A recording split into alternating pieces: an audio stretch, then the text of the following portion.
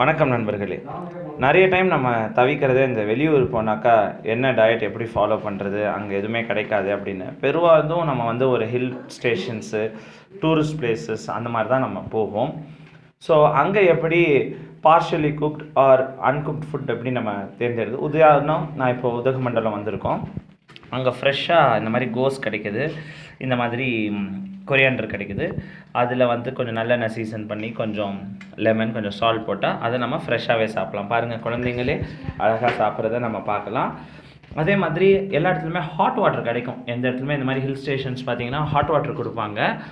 So ரொம்ப எம்மியாக. குழந்தைங்களா, food எப்படி இருக்குது? யம்மி, சூப்பராக இருக்குது. ஸோ இந்த மாதிரி இங்கே வந்து இந்த காலிஃப்ளவர் நல்லா கிடச்சிது. அங்கே இந்த மாதிரி ஹாட் வாட்டர் கொடுப்பாங்க. அந்த ஹாட் வாட்டரில் கொஞ்சம் நேரம் ஊற வச்சிட்டிங்கன்னா, வாஷ் பண்ணி ஊற வச்சிட்டிங்கன்னா பாயில் ஆகிடும். பாயில் ஆன பிறகு நமக்கு தேவையான சீசனிங் பார்த்திங்கன்னா ஃப்ரெஷ்ஷாக குழந்தைங்களும் லைக் பண்ணி சாப்பிட்றத நீங்கள் பார்க்கலாம்.